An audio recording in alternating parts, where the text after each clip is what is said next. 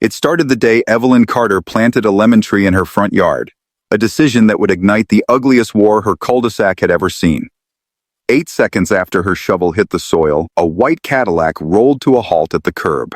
Out stepped HOA President Lorraine Berkeley, 5 feet of Chanel perfume, stiff curls, and unchecked suburban power.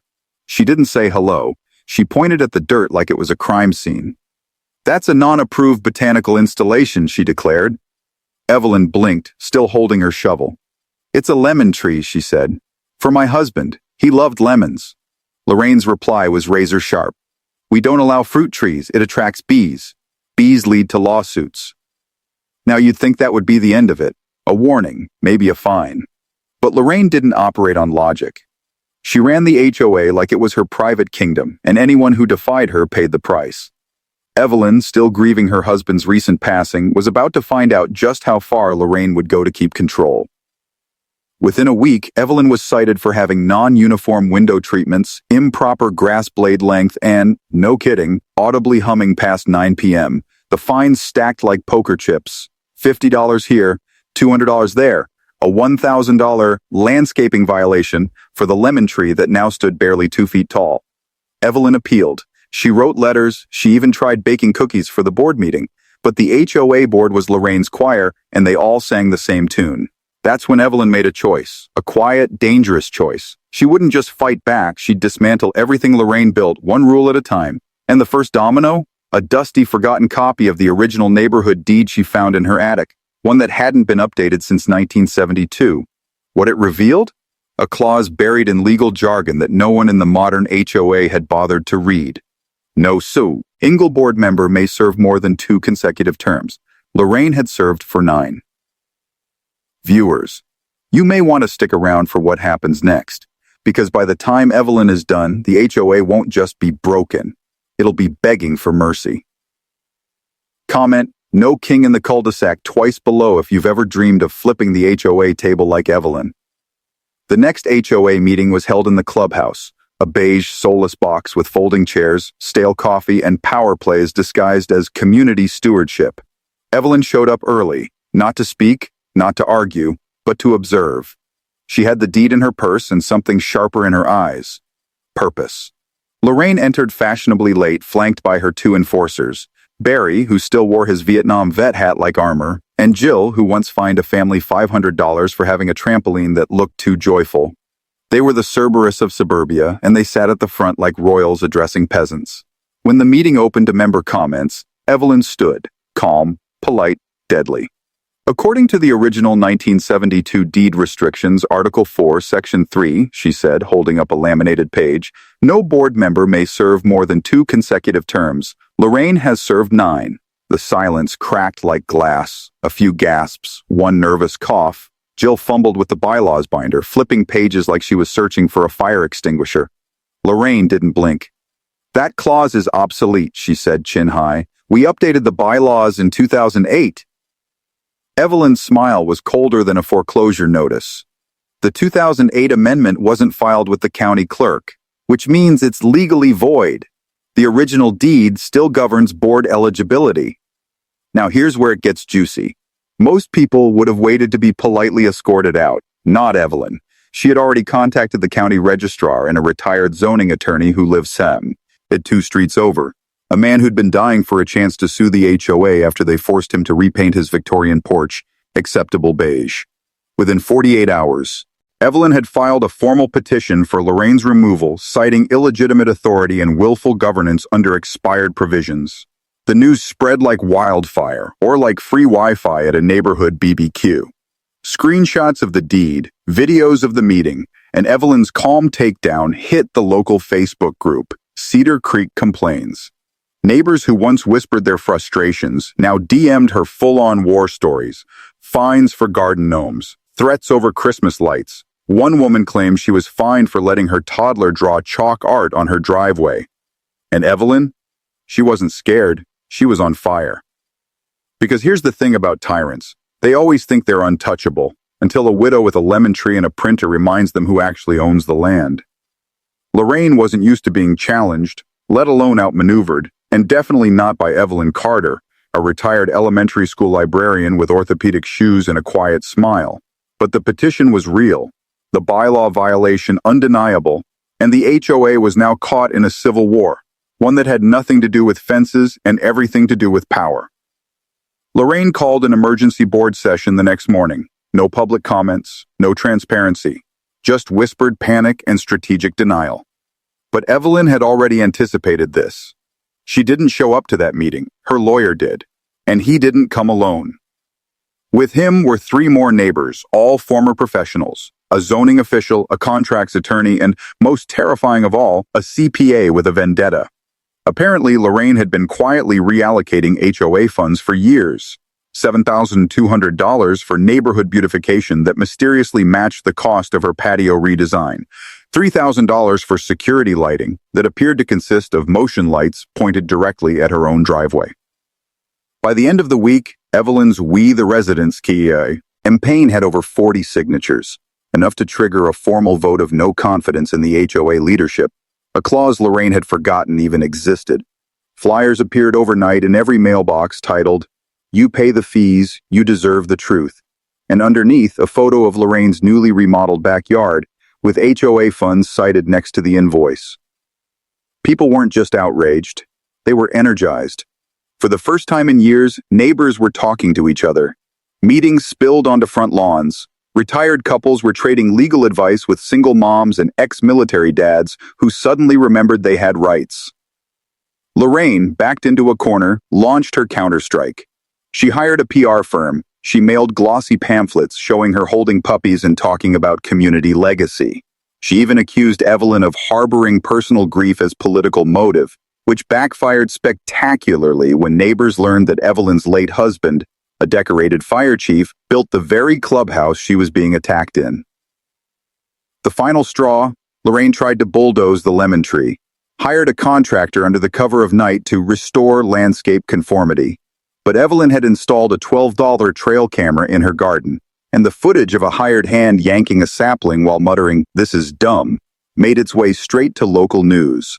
You ever seen a HOA president chased out of a board meeting by a group of retirees wielding lawn chairs and legal code books? No, by now Evelyn wasn't just a neighborhood figure, she was a movement. The lemon tree became a literal symbol of resistance. Someone put up a handmade sign in their yard, "Let it grow." The next day there were 12 more. Someone printed bumper stickers. One neighbor projected "Had Lemon Rebellion" onto the community clubhouse during a Friday movie night. The HOA had spent years isolating residents through petty fines and intimidation, but Lorraine didn't realize she'd accidentally unified them. And now they were awake, angry, and organized. Evelyn wasn't just sitting back either. She pulled records, filed sunshine requests, dug through 6 years of board minutes and budget reports with surgical precision. Every time Lorraine tried to spin the narrative, Evelyn responded with facts. Every glossy flyer, debunked line by line with PDFs, screenshots, and notarized statements. She didn't yell, she didn't threaten, she weaponized the truth. And in suburbia, that's nuclear. Meanwhile, Lorraine was unraveling.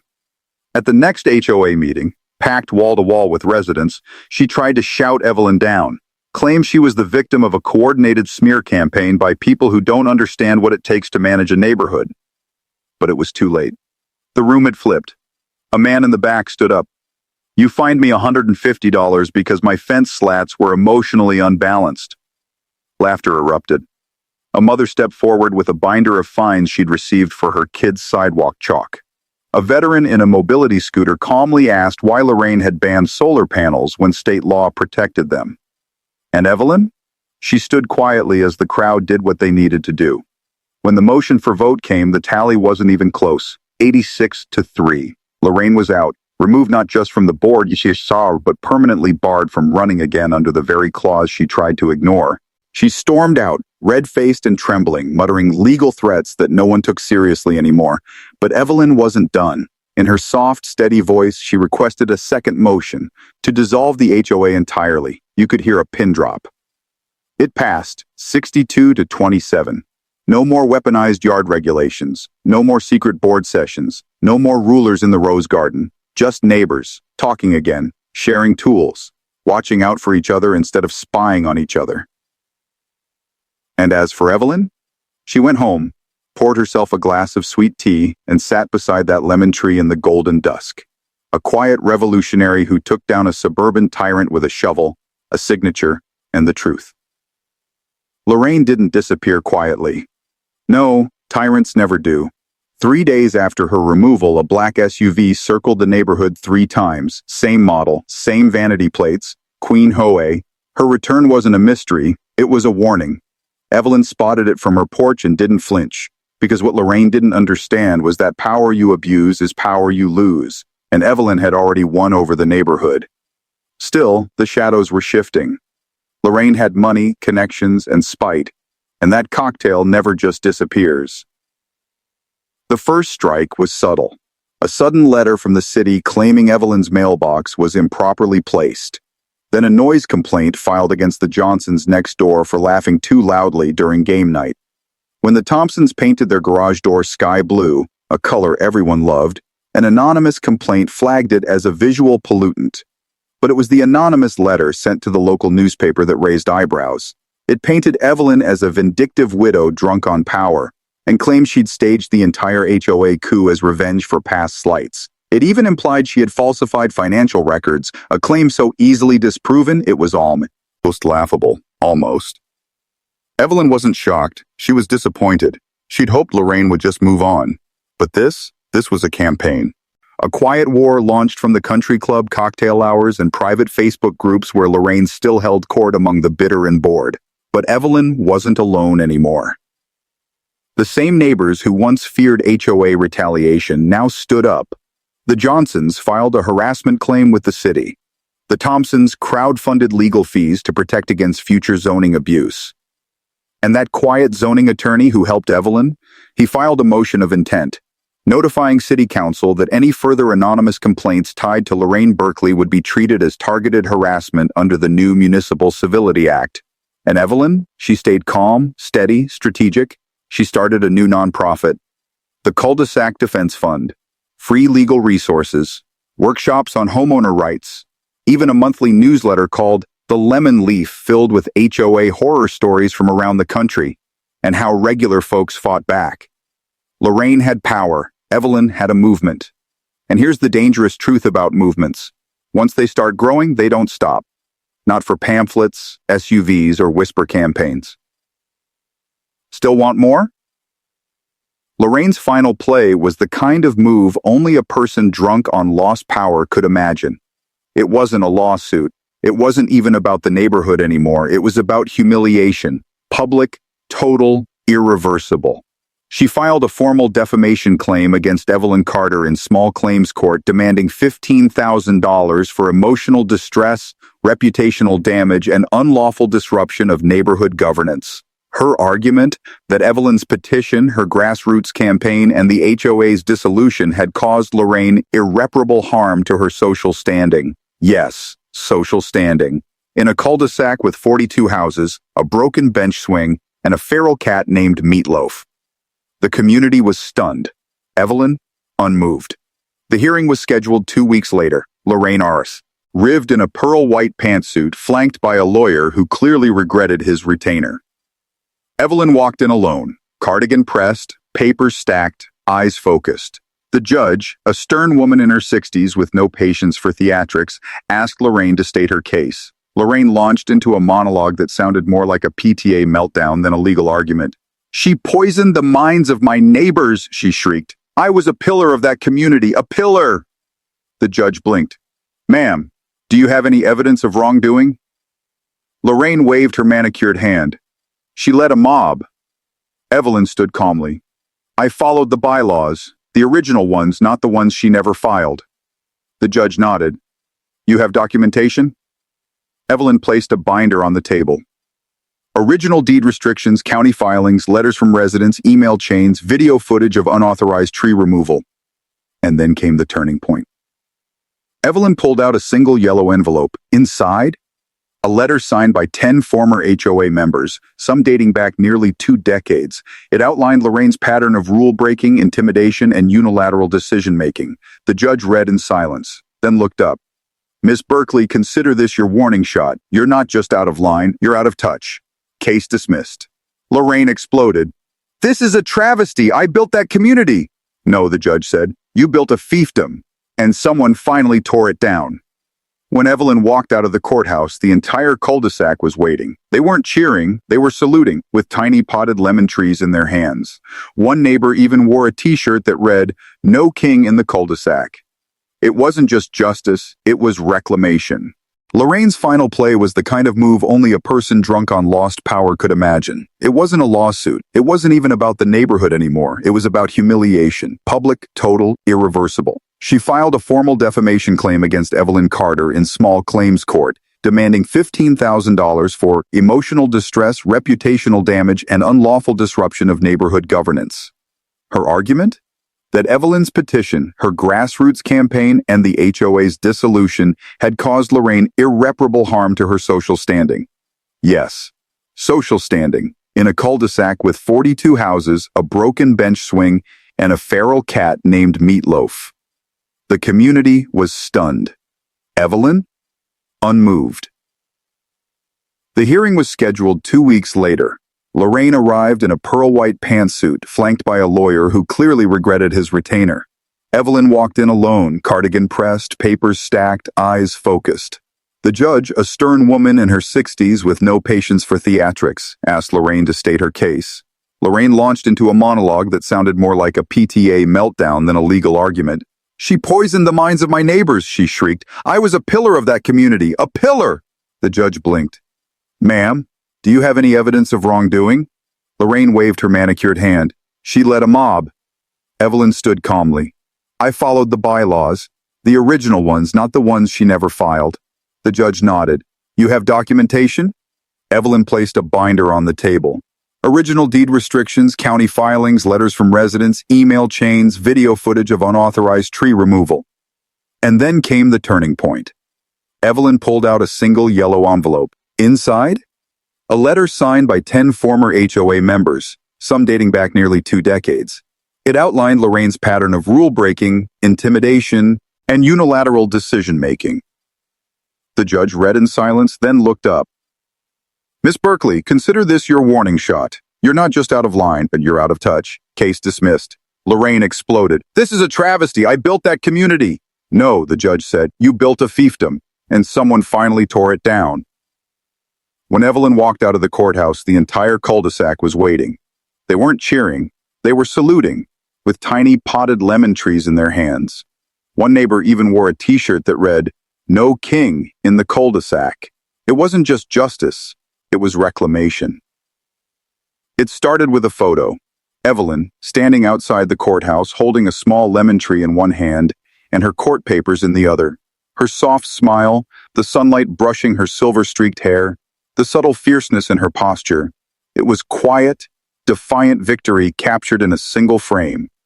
A teenager from down the street snapped it and posted it on Reddit with the caption, "My neighbor took down our corrupt HOA with a lemon tree in the Constitution." 12 hours later, it hit the front page. 24 hours after that, Evelyn Carter was on Good Morning America. They called her the Lemon Tree Lady, and within days her story had gone viral. TikTokers reenacted the courthouse scene. Legal podcasts broke down her filings. Facebook boomers shared her speech in chain posts that ended with, "And that's how you deal with tyrants." But here's where the twist hit harder than anyone expected. Her nonprofit, the Cul-de-Sac Defense Fund, started receiving letters, hundreds at first, then thousands, from homeowners all over the country. Stories of abuse, power grabs, insane fines, racist rules, even one guy who got fined for using a wheelchair-accessible ramp because it wasn't aesthetic. People didn't just see Evelyn as a hero, they saw her as hope. And then, a knock at her door changed everything.